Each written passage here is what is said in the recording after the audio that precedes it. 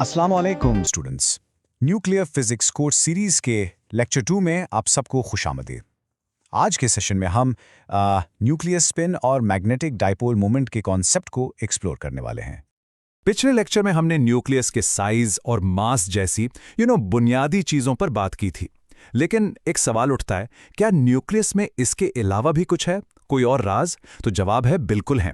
Nucleus के पास कुछ ऐसी अनोखी जाती खसूसियात होती हैं जो उसके बिहेवियर को समझने के लिए बिल्कुल जरूरी हैं। तो चलिए शुरू करते हैं। पहली अहम प्रॉपर्टीज है और वो है न्यूक्लियर स्पिन। अब देखिए, जब हम स्पिन का लफ्ज सुनते हैं तो फौरन हमारे जहन में एक घूमती हुई चीज जैसे एक लट्टू उसका तस्वुर आता है ना। लेकिन यहाँ यह समझना बहुत जरूरी है कि न्यूक्लियर स्पिन कोई ऐसी आम फिजिकल रोटेशन नहीं है। नहीं, ये एक बुनियादी क्वांटम मैकेनिकल प्रॉपर्टी है। सो न्यूक्लियर स्पिन, जिसे हम कैपिटल आई से लिखते हैं, ये असल में न्यूक्लियस का टोटल एंगुलर मोमेंटम है। आप इसे ऐसे समझें कि ये न्यूक्लियस के अंदर मौजूद तमाम पार्टिकल्स यानी प्रोटॉन्स और न्यूट्रॉन्स के अपने अपने स्पिन्स और उनके ऑर्बिटल एंगुलर मोमेंटम का एक मजमुआ है। तो ये एक ऐसी कलेक्टिव प्रॉपर्टी है जिसमें सारे के सारे न्यूक्लियॉन्स अपना हिस्सा डालते हैं। ओके, तो ये टोटल स्पिन बनता कैसे है? इसके 3 हिस्से हैं। पहला, हर प्रोटॉन का अपना जाती स्पिन। दूसरा, बिल्कुल उसी तरह हर न्यूट्रॉन का अपना जाती स्पिन। और तीसरा है इन प्रोटॉन्स और न्यूट्रॉन्स का न्यूक्लियस के अंदर जो ऑर्बिट में चक्कर लगा रहे हैं उससे पैदा होने वाला एंगुलर मोमेंटम। जब हम इन तीनों का वेक्टर सम लेते हैं तो बस हमें न्यूक्लियस का टोटल स्पिन आई मिल जाता है। अब आप शायद सोच रहे होंगे कि भाई इतने सारे पार्टिकल्स के स्पिन को जमा करना तो बहुत ही मुश्किल काम होगा। लेकिन यहां पर कुदरत ने हमारे लिए एक आसानी पैदा कर दी है। बात यह है कि न्यूक्लियॉन्स यानी प्रोटॉन्स और न्यूट्रॉन्स जोड़ों या पेयर्स की शक्ल में रहना पसंद करते हैं। और जिस तरह से ये पेयरिंग होती है ना, बस वही न्यूक्लियस के टोटल स्पिन का फैसला करती है। बहुत सिंपल। ये टेबल इन रूल्स को बहुत अच्छी तरह समझाता है। इसका उसूल आप देखेंगे बहुत सादा है। देखिए, जब प्रोटॉन्स और न्यूट्रॉन्स दोनों की तादाद इवन हो तो क्या होता है? सब न्यूक्लियॉन्स जोड़े बना लेते हैं और उनके स्पिन एक दूसरे को कैंसिल कर देते हैं। नतीजा, टोटल स्पिन हमेशा 0। सिंपल। लेकिन अगर कोई एक भी न्यूक्लियॉन अकेला यानी अनपेयर्ड रह जाए, जैसा कि ऑड ए न्यूक्लिया में होता है, तो उसी अकेले न्यूक्लियॉन का स्पिन पूरे न्यूक्लियस का टोटल स्पिन बन जाता है, जो हमेशा हाफ इंटीजर होता है, जैसे 1/2, 3/2। और आखिर में ऑड न्यूक्लियाई, जहां 2 अनपेयर्ड न्यूक्लियॉन्स होते हैं, उनके स्पिन मिलकर एक इंटीजर वैल्यू यानी 1, 2, 3 बनाते हैं। चलें इन रूल्स को एक मिसाल से समझते हैं। Let's take carbon 12। इसमें 6 प्रोटॉन्स और 6 न्यूट्रॉन्स हैं। दोनों ही इवन नंबर्स हैं। तो ये क्या हुआ? ये एक इवन न्यूक्लियस है और हमारे रूल के हिसाब से इसका टोटल स्पिन 0। अब आते हैं कार्बन 13 पर। इसमें 6 प्रोटॉन्स हैं जो इवन हैं, लेकिन न्यूट्रॉन्स 7 हैं यानी ऑड। क्योंकि इसका मास नंबर 13 है जो कि ऑड है, ये एक ऑड ए न्यूक्लियस है। इसमें एक न्यूट्रॉन बेचारा अकेला है, अनपेयर्ड, और उसी की वजह से इसका टोटल स्पिन 1/2 है। तो देखा आपने, हम सिर्फ प्रोटॉन्स और न्यूट्रॉन्स की गिनती से ही टोटल स्पिन का अंदाजा लगा सकते हैं। ओके, अब तक हमने स्पिन की बात की, जो शायद आपको एक एब्स्ट्रैक्ट सा अजीब सा क्वांटम कॉन्सेप्ट लग रहा हो। लेकिन इस स्पिन का एक बहुत ही अहम और रियल वर्ल्ड नतीजा है। ये न्यूक्लियस को एक नन्हे से मैग्नेट में बदल देता है। हाँ बिल्कुल, आइए देखते हैं कि ये जादू होता कैसे है। इलेक्ट्रोमैग्नेटिज्म का ना एक बुनियादी उसूल है। वो ये है कि जब भी कोई चार्ज्ड पार्टिकल हरकत करता है या घूमता है, स्पिन करता है, तो वो अपने गिर्द एक मैग्नेटिक फील्ड बना लेता है। इसे आप एक छोटी सी करंट लूप की तरह सोच सकते हैं, और बस ये मैग्नेटिक फील्ड उस पार्टिकल को एक छोटा सा मैग्नेट बना देता है। इस मैग्नेटिक प्रॉपर्टी को हम एक नाम देते हैं, मैग्नेटिक डाइपोल मोमेंट। इसे हम ग्रीक लेटर म्यू से जाहिर करते हैं। अब ये है क्या?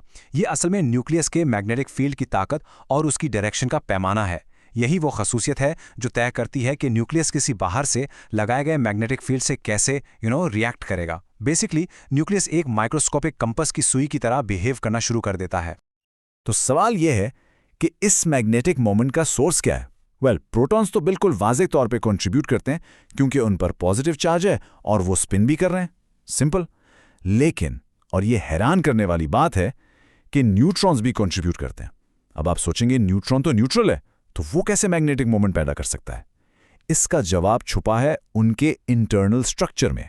देखिए, न्यूट्रॉन को एक बुनियादी जरा नहीं है, बल्कि ये चार्ज्ड क्वार्क्स से मिलकर बना है। और इन क्वार्क्स की जो मूवमेंट है ना न्यूट्रॉन के अंदर, वो एक छोटा सा मैग्नेटिक मूवमेंट पैदा करती है। Fascinating, right? ओके, तो यहां तक तो ठीक है। हमने ये जान लिया कि न्यूक्लियस अपने स्पिन की वजह से एक नन्हे से मैग्नेट की तरह काम करता है। लेकिन सो व्हाट? इस इल्म का हम अमली जिंदगी में क्या कर सकते हैं? क्या इस प्रॉपर्टी का कोई फायदा भी है या ये सिर्फ किताबों की बातें हैं? इस सवाल का जवाब मिलेगा आपको इस सेक्शन में। यहां हम देखेंगे कि ये बुनियादी एब्स्ट्रैक्ट सी लगने वाली क्वांटम प्रॉपर्टीज किस तरह इनकलाबी टेक्नोलॉजीज की बुनियाद बनी हैं। ऐसी टेक्नोलॉजीज जिन्होंने साइंस और खासकर मेडिसिन की दुनिया को हमेशा के लिए बदल कर रख दिया है। तो पहली एप्लीकेशन है न्यूक्लियर मैग्नेटिक रेजोनेंस, या जिसे हम आमतौर पे NMR कहते हैं।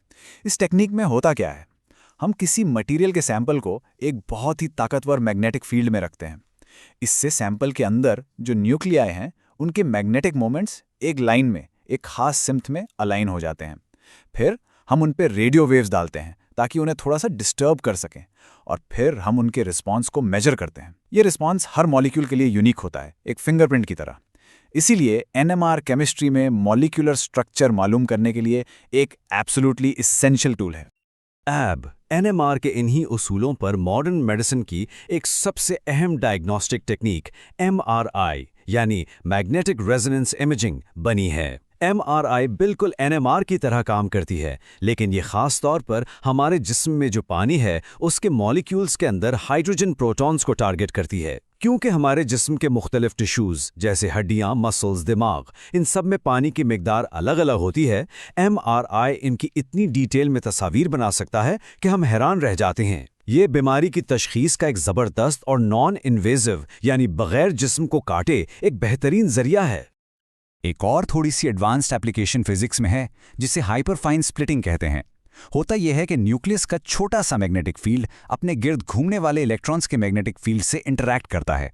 इस इंटरैक्शन की वजह से एटम के एनर्जी लेवल्स में बहुत ही मामूली सी टाइनी शिफ्ट्स आती हैं, जिससे स्पेक्ट्रल लाइंस स्प्लिट हो जाती हैं। इन छोटे छोटे स्प्लिट्स को मापना एटॉमिक स्पेक्ट्रोस्कोपी में हमें इंतहाई अहम डेटा देता है और ये क्वांटम थ्योरी को वैलिडेट करने में भी मदद करता है। तो चलिए, अब तक जो कुछ हमने सीखा है उसे थोड़ा सा समराइज करते हैं और सारे डॉट्स को आपस में कनेक्ट करते हैं। ये पूरी कहानी अगर आप देखें तो एक बहुत खूबसूरत लॉजिकल चेन है।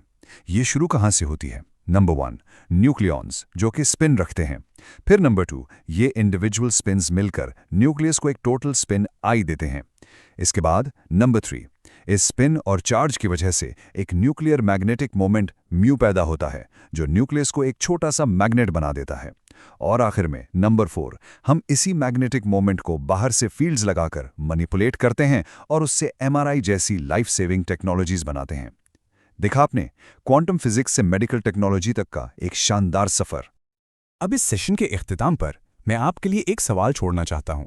अगर हम न्यूक्लियस के स्पिन जैसी मामूली चीज को कंट्रोल करके MRI जैसी जबरदस्त टेक्नोलॉजी बना सकते हैं, तो जरा सोचिए, और कौन सी ऐसी क्वांटम प्रॉपर्टीज हैं जिन्हें हम मुस्तकबिल की टेक्नोलॉजीज के लिए इस्तेमाल कर सकते हैं?